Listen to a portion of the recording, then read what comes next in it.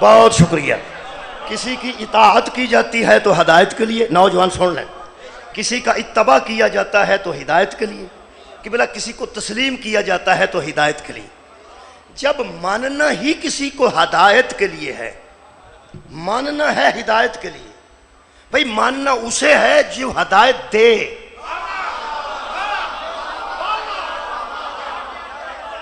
ماننا اسے ہے جو ہدایت دے. اگر آپ کے سامنے کوئی کسی سے ہدایت لے رہا ہے تو اسی سے لے لو جس سے وہ لے رہا ہے.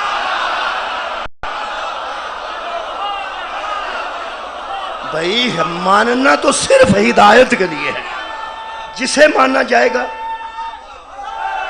بڑا شکریہ، جسے مانا جائے گا ہدایت کے لیے مانا جائے گا. بھائی پیغمبر کو مانو گے تو ہدایت کے لیے، پیغمبر کی آل کو مانو گے ہدایت کے لیے، پیغمبر کے اصحاب کو مانو گے ہدایت کے لیے، پیغمبر کی ازواج کو مانو گے ہدایت کے لیے، ولی کو مانو گے ہدایت کے لیے، امام کو مانو گے ہدایت کے لیے، پیر بناؤ گے کسی کو تو ہدایت کے لیے، کسی کو مرشد بناؤ گے تو ہدایت کے لیے. بھئی ماننے کا مقصد تو صرف ہدایت ہے. لہٰذا میں نے اپنا موضوع اس محرم میں رکھا ہے قرآن میں نظریہ ہدایت. مہربانی کریں، کسی کو مانا جائے گا ہدایت کے لیے. موضوع میرا ہے جناب قرآن میں نظریہ ہدایت. ہم قرآن سے پوچھیں گے ہدایت کیا ہے اور ہادی کیا ہے. ہدایت کا میرٹ قرآن میں کیا ہے، ہادی کا میرٹ قرآن میں کیا ہے. یہ تے جناب گفتگو ہوگی. یہ مرکزی گل ہے جناب نے ذہن چ رکھنا ہے. کسی نے مننا کا دے واسطے کہ بلا ہدایت واسطے، اور ہادی کیے اور ہدایت کیے. پوچھنا قرآن کو ہے. اس وقت تک قرآن سے ہم پوچھتے رہیں گے جب تک وار سے قرآن نہیں آ جاتا. میں دوبارہ عرض کر دینا جناب، جب تک مہدی علیہ السلام تشریف نہیں لاتے اس وقت تک ہم قرآن سے پوچھیں گے کہ ہادی کسے کہتے ہیں. اور انشاءاللہ جب ہم قرآن کے مطابق ہادی پرکھ لیں گے، جان لیں گے کہ ہادی کسے کہتے ہیں، تو انشاءاللہ جب وہ آئے گا لوگ دیکھتے ہی کہیں گے یہی قرآن کہتا تھا، یہی قرآن کہتا تھا. جو ہادی کا میرٹ قرآن نے بتایا وہ یہی ہے. میرے محترم سامعین، پیغمبر دو چیزیں چھوڑ کے گئے ہیں ہدایت کے لیے، ایک قرآن اور ایک اپنی اطرت اہل بیت. میں تم میں دو چیزیں چھوڑ کے جا رہا ہوں، ایک اللہ کی کتاب قرآن ہے اور دوسری میری اطرت اہل بیت ہے. اس وقت اہل بیت غیب ہے، قرآن سامنے ہے. اہل بیت غیب ہے، قرآن سامنے ہے. مہدی سامنے نہیں ہے، قرآن سامنے ہے. لہذا مہدی کا انتظار کرو، قرآن سے پوچھو. اور میں ہر روز انشاءاللہ قرآن دیاں چند آیات نال ہادی اور ہدایت، قرآن میں نظریہ ہدایت کیا ہے. ہم نہ کسی پہ مسلط کرنا چاہتے ہیں، نہ ہم قومی مجرم بنیں گے نہ ملی مجرم بنیں گے. الحمدللہ اپنا نظریہ واضح کریں گے. پہلی گل میں آج دی مجلس سے کر رہے ہیں کہ ہدایت کا تعلق کسی مذہب سے نہیں، انسان سے ہے. بہت شکریہ. ہدایت کا تعلق کسی فرقے سے نہیں، انسان سے ہے. انسان مسلمانوں میں بھی ہیں، انسان غیر مسلموں میں بھی ہیں. ہدایت کا تعلق صرف مسلمان سے نہیں. یار تم شیعہ سنی کی بات کر رہے ہو، ہدایت کا تعلق مسلمان سے نہیں، ہدایت کا تعلق انسان سے ہے. جنہاں آیتاں عنوان کی تھیں وہ ہن پڑھ رہے ہیں. اللہ فرماتا ہے حل عطا علی الانسان علی الانسان حین من الدہر لم یکن شیئا مذکورا. اس انسان پر ایک ایسا وقت بھی گزر چکا ہے جب کہیں اس کا ذکر تک نہ تھا. انسان پر ایسا زمانہ گزر چکا ہے جب اس کا کہیں ذکر بھی نہیں تھا. جو آج بڑا بنا پھرتا ہے یہ کہیں مذکور بھی نہیں تھا، اس کا کہیں ذکر بھی، شکریہ، اس کا کہیں ذکر بھی نہیں تھا. پھر اللہ فرماتا ہے انا خلقنا الانسان من نطفۃ امشاج، پھر ہم نے پانی کے ایک گندے ملے جلے قطرے سے اس انسان کو پیدا کر، پانی کے ایک قطرے سے انسان کو پیدا کر دیا. میں کہ اللہ میری بھیناں قرآن پڑھ دیا نے، تیاں قرآن پڑھ دیا نے، بیوی قرآن پڑھ دی ہے، ماں قرآن پڑھ دی ہے، تو مہربانی فرما بنایا تو سانو گندے قطرے نال ہے، لیکن اتنے قرآن چ دسن دی کی ضرورت ہے، ایڈا اشتہار چھاپن دی کی ضرورت ہے، ایڈا عیاں کرن دی کی لوڑ ہے قیامت تک انہوں قرآن ہی بنا دیتا ہی. فرماندہ جتنا تم تکبر کرتے ہو بتاؤں نا تمہاری حقیقت کیا.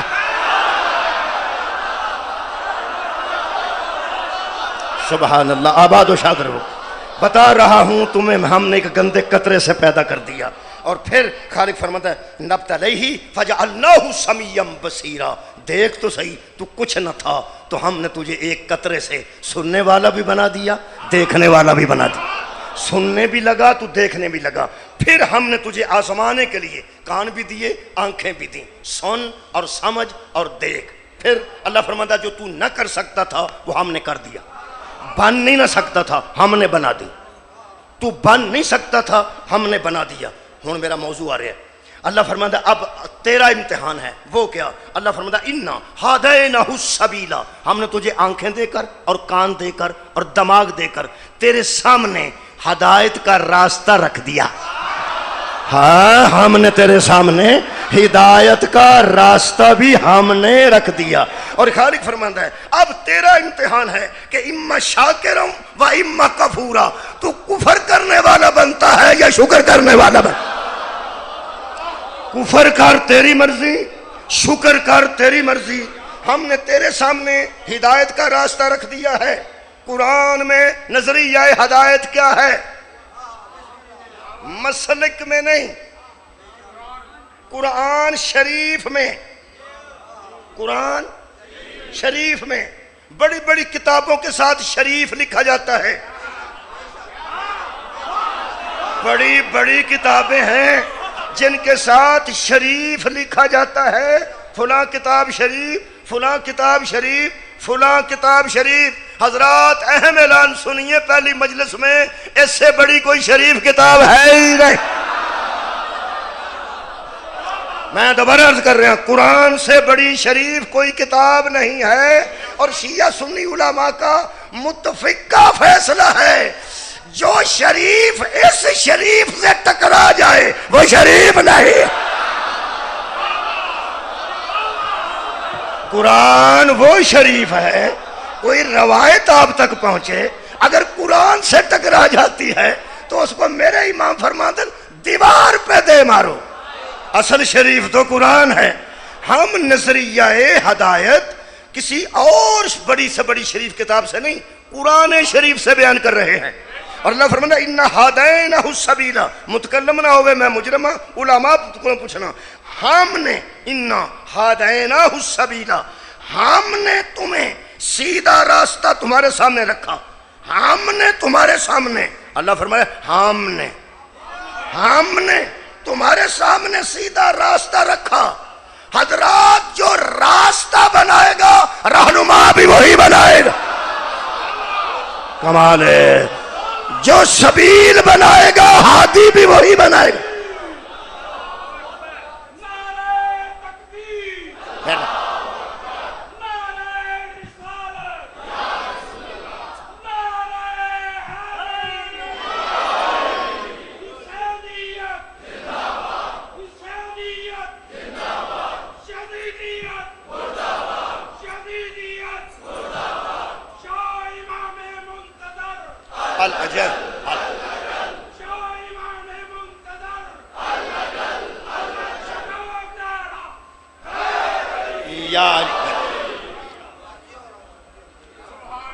ہدایت کا تعلق مسلک سے نہیں انسان سے ہے.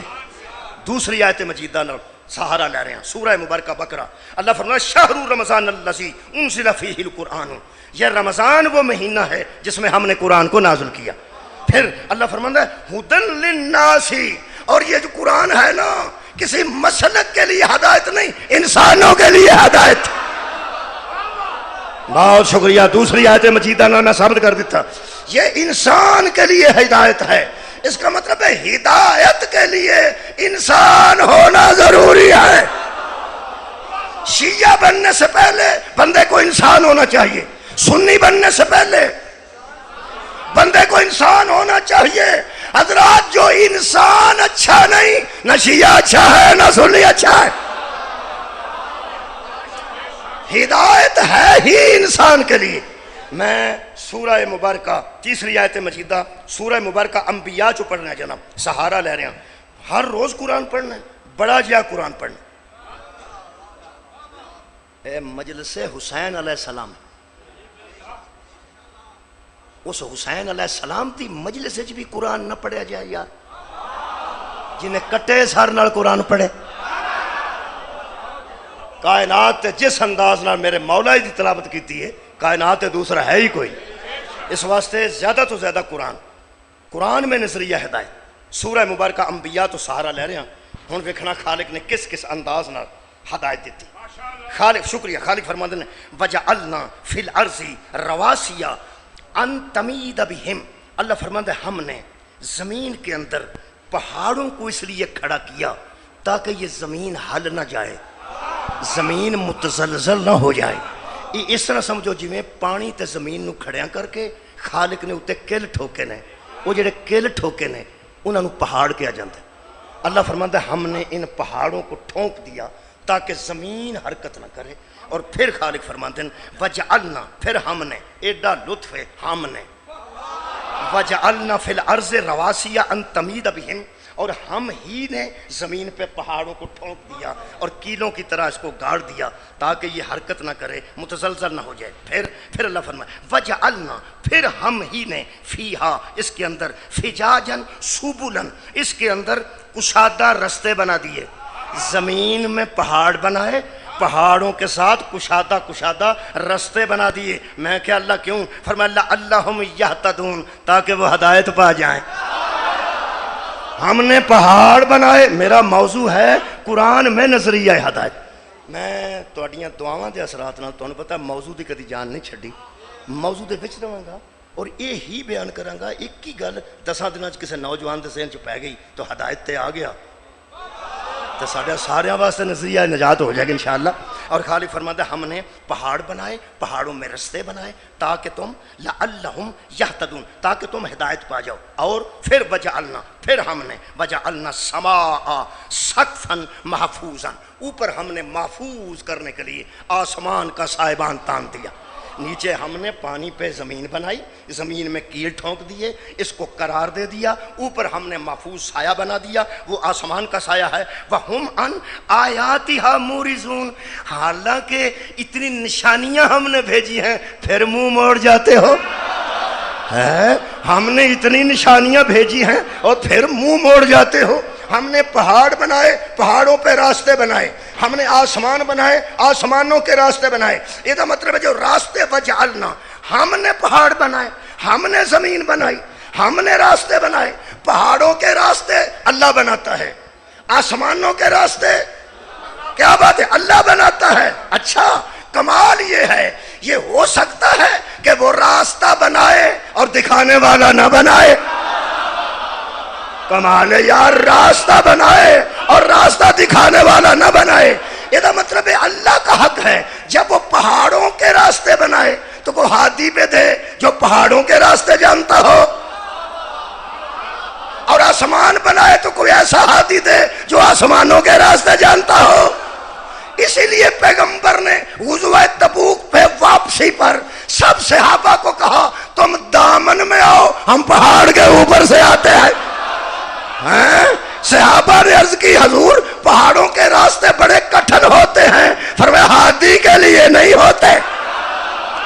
پہاڑوں کے راستے دشوار ہوتے ہیں لیکن ہادی کے لیے نہیں ہوتے. 2 صحابہ کو حضرت ہمارے یاسر اور حذیفہ یمانی کو ساتھ لے کے نبی اکیلے گئے. پہاڑ کا راستہ ہادی طے کر رہا تھا، 2 صحابہ ساتھ تھے. صحابہ پیغمبر کو راستہ نہیں بتاتے تھے. کیا بات ہے یار، پیغمبر صحابہ کو راستہ بتا رہے تھے. ہادی ماننے والے نہیں تھے، ہادی پیغمبر تھے. آدھی رات کو نبی نے پہاڑ کا راستہ طے کر کے بتایا. ہم پہاڑوں کے راستوں سے واقف ہیں. اور شب معراج آسمانوں کا راستہ طے کیا تو جبریل راستہ نہیں بتا رہا تھا، جبریل راہبر ہوتا تو ساتھ جاتا. کمال ہے یار، اگر جبریل ہادی ہوتا تو پھر راستے میں نہ رہتا. اللہ نے ملک مقرب کو سدرۃ المنتہا پہ روک کے بتایا ان کے مقابلے میں ملائکہ بھی ہادی نہیں ہوتے. جبریل راستے میں رک گیا، رسول آگے جا رہے تھے. بتائے دنیا پیغمبر کو پہاڑوں کے راستے بھی کسی نے نہیں بتائے تھے اور آسمان کا راستہ بھی کسی نے نہیں بتایا تھا. پہاڑ کا راستہ طے کرے تو ہاتھی خود، آسمان کا راستہ طے کرے تو ہاتھی خود. یہ تو مطلب پیغمبر وہ ہاتھی ہے جو پہاڑ کے راستے بھی جانتا ہے، آسمان کے راستے بھی جانتا ہے، زمین کے راستے بھی جانتا ہے. اب نہ کہنا کہ یہ بلا فصل نشے میں کہتے ہیں. ہم نے علی کو بلا فصل نشے میں نہیں مانا. ہم نے دیکھا ہے کہ ہاتھی ہوتا ہی وہ ہے جو زمین کے راستے بھی جانتا ہو، آسمان کے راستے بھی جانتا ہو. اور میرے پیر علی فرماتے ہیں سلونی، اور مجھ سے پوچھ لو میں زمین کے راستوں سے آسمان کے راستے زیادہ جانتا.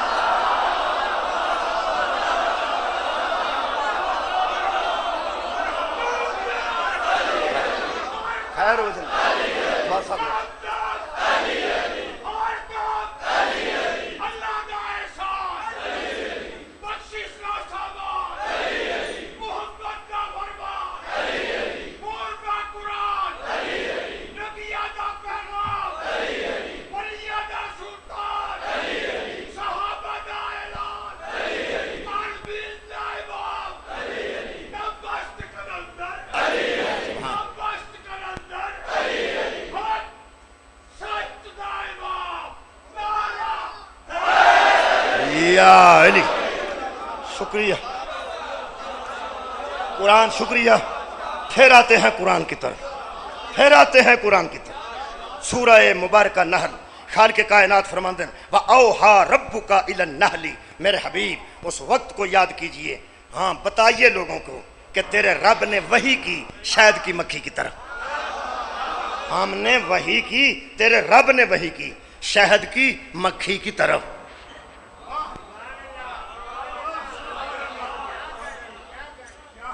بندے پریشان ہو جاتے ہیں کہ نبی کے علاوہ تو کسی کو وحی ہو نہیں سکتی. یہ شہد کی مکھی نبی تھی. ہم نے وحی کی شہد کی مکھی کی طرف.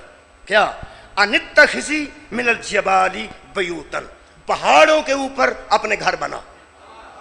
ہم نے وحی کی شہد کی مکھی کی طرف کہ پہاڑوں کے اوپر بلندی پہ اپنے گھر بنا. بلندی پہ جی ٹھیک، اس لیے بنا کہ یہ سارے پہاڑ ہمارے ہیں، ہم تجھے اجازت دے رہے ہیں، کسی پراپرٹی ڈیلر سے پوچھنے کی ضرورت نہیں. تو گھر بنا پہاڑوں کے اوپر. اچھا اور کیا کروں؟ وَمِنَ الشَّجَرِ، اور بلند درختوں پر بنا. اچھا مِمَّا يَعْرِشُونَ، اور جو عمارتیں بلند ہوں ان کے اوپر بنا. بلندی پہ بنانا.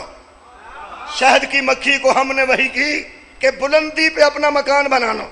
جی ٹھیک. پھر اللہ فرماتا ثُمَّ كُلِي مِن كُلِّ الثَّمَرَاتِ، جہاں سے تیرا دل چاہے جس پھل پہ بیٹھ، جس پھول پہ بیٹھ، چوس اس کو، ہم اجازت دیتے.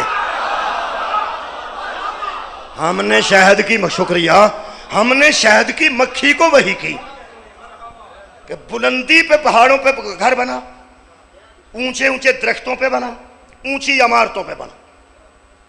یہ جو شہد کی مکھی کہیں شہد بناتی ہے کوئی بندہ تنگ نہ آئے، یہ اللہ کی وحی سے بنا رہی ہے.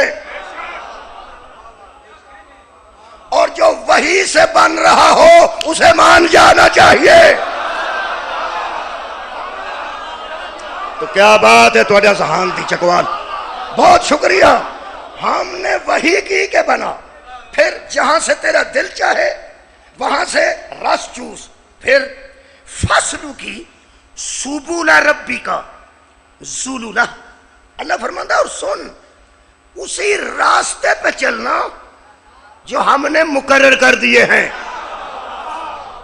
یار جب شہد کی مکھیوں کے راستے اللہ بناتا ہے، ہمارا راستہ بندے کیسے چن لیں گے؟ کیا بات ہے، بہت شکریہ. انہی راستوں پہ چلنا جو ہم نے مقرر کیے ہیں، ادھر ادھر نہ ہونا، انہی راستوں پہ چل جو ہم نے مقرر کیے ہیں. شہد کی مکھی کو کہہ رہے. اور یخرجو من بطونہا شراب مختلف الوانہ فیہ شفاء للناس، جو تیرے پیٹ سے نکلے گا ہم لوگوں کے لیے شفا بنا دیں گے. کمال ہے کمال. اس کا مطلب جو اللہ کی راہ نہیں چھوڑتی، سیدھی راہ پہ چلتی ہے. سبلن، بھائی راستہ کون بناتا ہے؟ اللہ. شہد کی مکھی کا راستہ کس نے دیا؟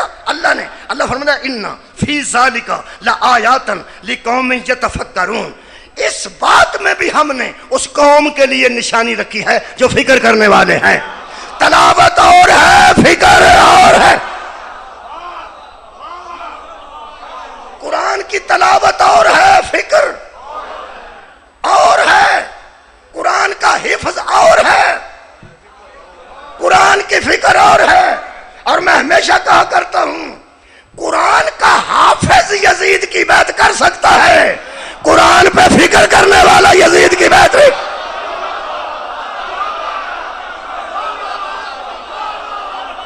بھائی حفظ کرنا سعادت ہے، لیکن فکر کرنا واجب ہے.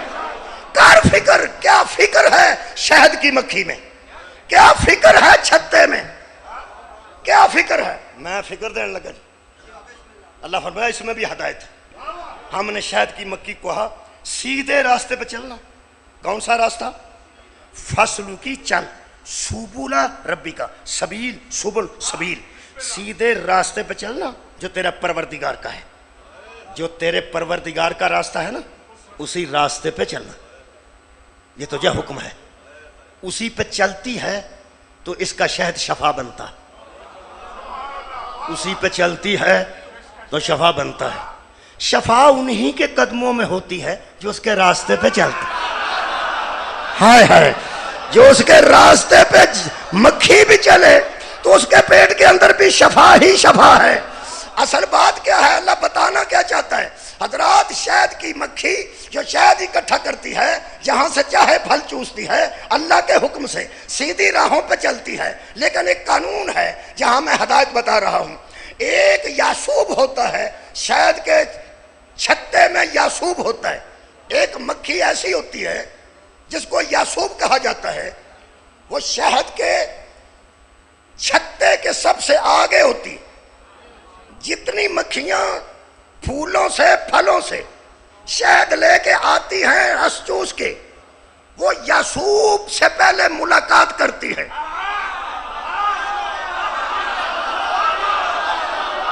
یاسوب اجازت دے تو داخل ہو سکتی ہے، یاسوب اجازت نہ دے تو مکھی اندر داخل نہیں ہو سکتی.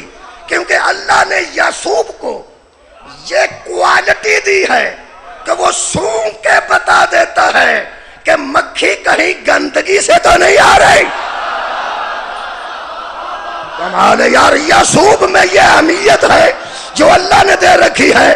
اگر کہیں راستہ بھٹکی ہوئی مکھی اور گندگی سے گزری ہوئی مکھی اور غلط جگہ سے کشید کی ہوئی مکھی داخل ہونے لگے، یاسوب آؤٹ کر دیتا ہے کہ دور ہو جا، یہاں شفا بن رہی ہے، یہاں شفا بن رہی ہے. یہ یاسوب اگر ذہن میں آ گیا، جو راستے سے بھٹک جائے اسے یاسوب پیچھے کر دیتا ہے. جو غلط جگہ پہ بیٹھ جائے اسے یاسوب پیچھے بھیج دیتا ہے. قرآن میرے ہاتھ، اسی لیے نہج البلاغہ میں علی کہتے ہیں انا یاسوب الدین، انا یاسوب المومنین. دین کا یاسوب میں علی ہوں. علی ہی کے قریب آ کے پتہ چلتا ہے پاکیزہ جگہ سے آ رہا ہے یا گندی جگہ سے آ رہا.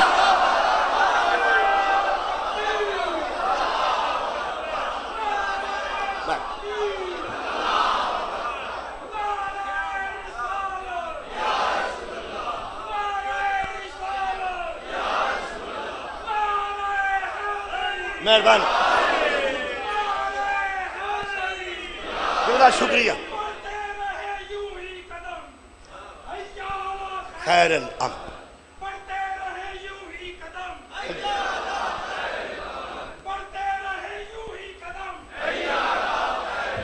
اونچا رہے اپنا علم، اونچا رہے اپنا علم، نعرہ